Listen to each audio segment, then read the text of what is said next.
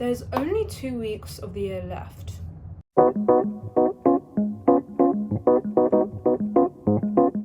Which I'm personally not really okay with.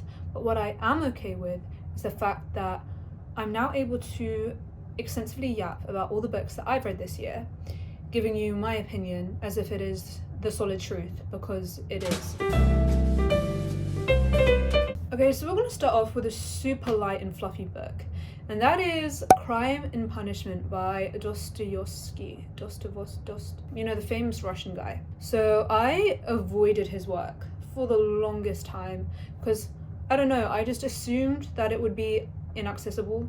I just heard Russian literature and I was like, yeah, no, I'm not going to be able to absorb that fully and entirely. Like, my little brain does not have the capabilities. I could not have been more wrong, because this book captured me like no book ever has. Okay, it's essentially a book about nothing and everything. Like the main event kind of happens at the start. It explores human consciousness and morality and inferiority and superiority and relationships and descents into madness and all of this crazy stuff, right? But anyways, the main thing kind of happens at the start, and then the rest is pretty much like a stream of consciousness with a few plot points thrown in. And sometimes at certain points in the book, like the pacing and the writing was so incredible that you forgot you were reading. I was inside the mind of this clearly very unwell man, and I was enjoying every second of it, which I don't know if that says much about me or Dostoevsky, but regardless, you need to read this book. Also, I feel like it's cool to say, like, yeah, I read Crime and Punishment, you know? Yeah.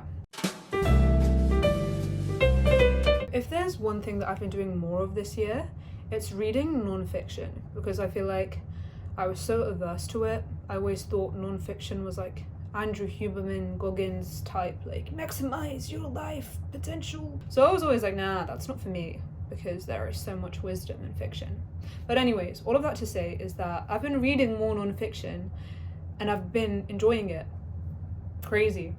But I think I owe that. I think I owe that to bell hooks. Like, you can't read a bell hooks book and not put it down feeling enlightened or feeling like you've genuinely learned something incredible. The specific book I'm talking about is Art on My Mind, Visual Politics, and essentially she just reframes the way that art has been portrayed in media. I don't know about you guys, but a lot of the time the art world is often something that's, I don't know, it's painted to be very pretentious, very like up your bum type world where all the rich nepo kids can like squiggle on a canvas and hang it up and get millions. And unfortunately that is a lot of the art world. At least that's what my parents told me when 15-year-old me really wanted to become an artist and designer. I even had a Etsy shop where I used to like draw Studio Ghibli inspired. Anyways, that's a whole different thing. Basically, what I want to say is that she reframes art as an essential tool that we need as humans to exist, to communicate with. How ironic is it that I can't speak when I talk about communication? As I was saying, art is a fundamental part of being a human. It's not something that we should turn away from. But even more importantly, she looks at art from the perspective of being a person of color, specifically being a Black person in America, and how a lot of people of color can only break into these worlds when they're confined within a label. You can't just be an incredible artist or an incredible photographer, incredible musician. You're always tethered by your race, and that's because everything is fundamentally controlled by the white people. Another thing that she does is she looks at the role of the female body and what it means to be a woman in art, and just the intersectionality of race and gender. And it all sounds very like vague and wish-washy, but the way that she is just so eloquent in basically just deconstructing how we think of art, especially if you're a person who's not very like inclined towards art, you're not really into that kind of stuff. I think it is actually very vital. And I do believe that we are all inherently creative in some form. We're just pushed away from it by consumerism and, hey man, you gotta get a job, which I completely agree with. That's why I'm stuck studying architecture, but even then that doesn't get you money, so I don't really know what I'm doing. That's a problem for future me. That's not the point. All I'm saying is that you could read any bell hooks book and gain so much knowledge, but I feel like this one isn't one that I've seen people speak about a lot. So I don't know, I was like, let me read it, and I was pleasantly surprised. So if there's any non-fiction book that I think you should read in 2025, it's this one. Read it. Now that we're kind of on the train of non-fiction, I've got a memoir to recommend. I don't know, I feel like this year has just been the year of memoirs for me. I'm not quite sure why. A lot of the time it's actually because I pick it up thinking it's a fiction book, and then halfway through I'm like, oh, this is actually about their life. That's mad. Grief for People by Sloane Crossley. My goodness. It read like a beautiful Substack post. It's very raw, it's very messy, and it's a beautiful but strange exploration of loss and grief. One thing that Sloane Crossley does really effectively is comedy. Like, this was funny. Like, if a book actually makes me like, then it's funny, because usually it doesn't elicit that type of response. It is actually a very heavy book. It unpacks losing a loved one. It unpacks just the turmoils of being a young person and making a life for yourself.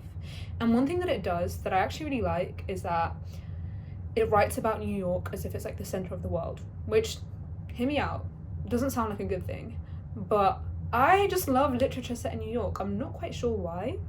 Something about the energy of it is just really like, I don't know. I felt that way about my year of rest and relaxation. I don't know what it is, but yeah, I like that. What I didn't like is that it acknowledges COVID, which obviously, like, it's a memoir. It's going to explore the things that she's been through, and COVID is not something small. Like, we've all collectively been through that. But like, I don't know, it felt a bit too real. I was like, I'm not ready to acknowledge the fact that COVID was like a real life thing that happened and that we had to endure. Like, when I see it in a book, I'm like, it's too much. It feels like when you see like someone mention like Instagram or YouTube in a book, it just feels a bit like, ew, you know. That's a very minor thing. That's just me like complaining. It doesn't make it a bad book. Another really interesting thing that she does is that she kind of has this like parallel storytelling where she'll talk about a really big event in her life, and then she'll kind of mirror it with a really small pet peeve almost, but they're written with the same heaviness. I don't know what it is about that, but it's like really mundane things that we all experience, but also really heavy things that we have all experienced or will inevitably experience. Just having these two in relation to each other, it just made me think, like, damn, we're really out here all living and going through life.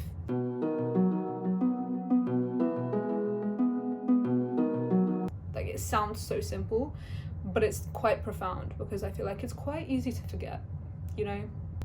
It's crazy. Being human, wow. Okay, that's all. Here's another memoir, and this is We Could Have Been Friends, My Father and I by Raja Shaheda. I should know this as an Arab. This story basically unpacks the author's life in relation to his father. So he is a Palestinian lawyer who has been in the scene of law and democracy and advocating for Palestine since, you know, he was alive, because his father was there during the establishment of the Zionist state, which is Israel. It's a really complex story underpinning his complex relationship with his father, and growing up seeing his father as an idol who was out here doing big things. He was involved in the Balfour Declaration, he was involved in a whole bunch of things that I could go into, but I won't for the sake of this video not being 3 hours long. What's really interesting is that he explores his complex family dynamics whilst also simultaneously like exploring the collective suffering of the Palestinians. So there's this interplay between the personal and the collective, and I feel like that's a really vital thing, especially when it comes to advocating for Palestinians. His personal intimacies and his life and his home difficulties really shed light into the rawness of being a human, and in turn that reflects a lot of what the Palestinians are collectively going through. A lot of the media and a lot of the narrative against the Palestinians is able to do so well because it ultimately just dehumanizes them. It reduces them to statistics, to death tolls, to just these nameless, faceless victims. They're not even portrayed as victims, that's the thing. So this book is incredible at just showing the deep complexities of growing up in a homeland that you can't even call your homeland. Like, you're constantly under the stress of someone coming, some don from Brooklyn flying over and just knocking on your door and telling you to leave. And then obviously as the aggression against the Palestinians escalates, he documents this and the losses that he endures. I'm trying to speak about this without like spoiling anything too big, but it's an incredible memoir that had me breathless at multiple points. Also, his relentless struggle in fighting for the Palestinians is absolutely incredible. Like, he's been doing this day in, day out since he was a child, since growing up and watching his father do the same, and yet he still perseveres, he still continues. And I feel like there is such a beauty in that because he's seeing the deaths and the pains firsthand and he's continuing. So we, as, you know, outsiders, we get tired after seeing the news, we get tired after like attending a protest or two. In reality, that should be our momentum to keep going, you know? So anyways, Free Palestine, from the river to the sea. If anybody dislikes this video, I know why. Okay, so this book is really soft and sweet, and it is actually lighthearted, unlike Crime and Punishment. And this book is What We Talk About When We Talk About Love by Raymond Carter. Okay, so this book is basically just a lot of little slices of life, a lot of little short stories that explore love, not just romantic love, but all forms of love, whether it's love for your friends, for your family, for a romantic partner, or just generally cultivating a love for going about your life. And I don't know, there's something so beautiful in books that make the mundane so special. After reading this book, I was waking up and like staring at my coffee in the morning and really like slowing down and staring out the window and just enjoying things a lot more. I have the tendency to be very like go, go, go, like no time to waste. You have to be productive every single second. That's only ever hurt me. Like, it's never actually led to good things. So this book is very, very sweet. It's very lovely. It also explores a lot of like mid-century American culture, which I find fascinating. I don't know, it's just like, America, but also like it's quite interesting. And that brings me on to the next book, which is basically the same thing. This book is called Difficult Loves by Italo Calvino, and it's the same premise. It's a lot of short stories that are basically strung together by this premise of love and exploring love in domesticity, in the public, like a collective love for strangers. I don't know, it's the same thing, but it's Italian. And what's funny is that they were published within the same 10 years of each other, but their approaches to love and how they're portrayed is like quite different, merely because of the cultural difference between Italy and like European culture with America. It's very cool, very sweet, very lighthearted. Yeah, I will say that the Raymond Carter book, I felt resonated with me more. But one thing I'm trying to do this year is not needing to resonate with every single piece of media that I consume. You know, like, I don't need to place myself at the forefront of everything that I see. I can just be and appreciate someone else's story or narrative without being like, oh yeah, like same. You know what I mean? Like, it's not about you. Shut up. Recognizing the Stranger on Palestine and Narrative by Isabella Hamad. This book is tiny. It's 90 pages, so you do not have an excuse not to read this. Okay, It's basically like an extended academic essay, but it's written in a really accessible way, and it explores the importance of language and oral histories and narrative, and how the way that people have been speaking about Palestine is one of the major reasons why the colonization and the genocide has been enabled for what, like, almost 80 years. I feel like fiction and storytelling is something that's often like dismissed as something that's quite fast, especially when it comes to people's lives.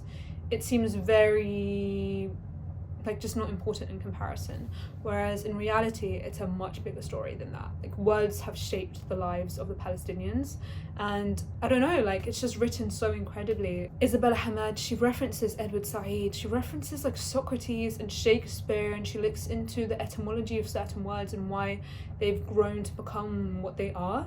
And if there's anything that gets me going, it's etymology. Tell me the roots of a word and the histories and the significance of it and how it impacts the people socially, I'll eat it up, please. So I feel like this is imperative. You need to read it. It's literally less than 90 pages. Sit down and read it for half an hour, you'll be done. It's tiny, so yeah, read it. Last but certainly not least is Small Worlds by Caleb Azumah Nelson. So I talked about his other book, Open Water, in one of my book videos. I think it was the first one. And I just talked about how the prose is delicious. It's like decadent. I feel like I'm eating some rich chocolate dessert whenever I read his books. But then again, that means it's also not for everyone.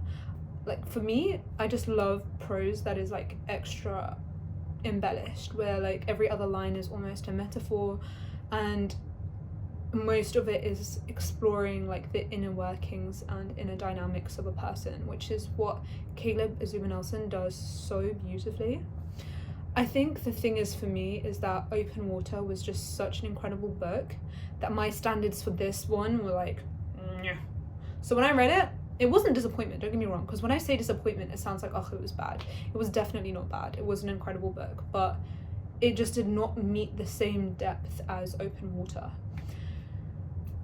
I think that's mainly because of like the actual content. So Open Water was more of an exploration on like the love and the relationship between two young people in London, whereas Small Worlds, even though there is a lot of that in this book, the main exploration is being a young person who starts university in the UK, and as a person who's in second year of university, it did resonate quite a bit. But then again, back to the whole like, oh, I don't need to resonate to enjoy it. I'm trying to learn that this year. Anyways, the one thing that I absolutely devoured in this book was his exploration of family and his parents. There's this really complicated relationship between a kid and the parent, especially when the parent is like an immigrant. So he explores like this weird dual identity and like seeing his parents suffer after being almost tethered from the homeland. And that hit so much, because the most heartbreaking thing is that our parents often tend to be reminiscent and nostalgic for a homeland that doesn't even really exist anymore, because a lot of our home countries, you know, they're undergoing so much turbulence and so much change. Often it's not very good change. It's like the only place that they can really ever call home doesn't really exist anymore. And how that emotional turbulence, I keep saying turbulence, that wasn't funny, and how that emotional turmoil like feeds into us. And it's this whole idea of, that's the police coming to arrest me for my terrible joke. Anyways, how, I don't want to say generational trauma, but it is quite, I don't know, not so much trauma, but more so expectations of what they want for us, especially since they've sacrificed so much to come to well, in this case London, in my case London too, but just generally as a whole. So that aspect of the book I absolutely loved. It wasn't like the main thing, it was just kind of a subconscious bit that was thrown in every now and then, but I feel like that's quite intentional, because it is something that's consistent. It is something that's like heavy on your soul, but it's not like so much that it paralyzes you, but it's there, you feel it. It's heavy and it's something that you have to reckon with, but also at the same time understanding that these opportunities in front of us for us. You know what I mean? Because ultimately our parents want us to be comfortable and to be happy and to be content, even though they don't know how to communicate that. They're only equipped with what they've ever learned and what they've ever been exposed to. So I guess it is generational trauma. Yeah, it's crazy. There is a lot of like other things that he looks at, like loneliness and university and friends and love and blah blah blah, other stuff. But yeah, the main thing that I loved about this book was the exploration of family and parents, because that's something if you know my Substack, you know, I can't get over it. I think that's it. So I would say these are the books that most stood out to me this year. If you want to see the other stuff that I've read, feel free to stalk my Goodreads. Some reviews date back to like 2020, like COVID me, when I was like 15, and they're quite embarrassing, so maybe don't stalk too much, because I genuinely thought I was like Susan Sontag. I was out here writing like the craziest stuff. I will probably do a book video about all of my favorite books ever, but at the same time I feel like that's so heavy. You know what I mean? I can't label something as my favorite book, because it really depends on the time that you're in and your context and all of that malarkey. So I don't know, maybe we'll see. Anyways, thank you for watching. Bye.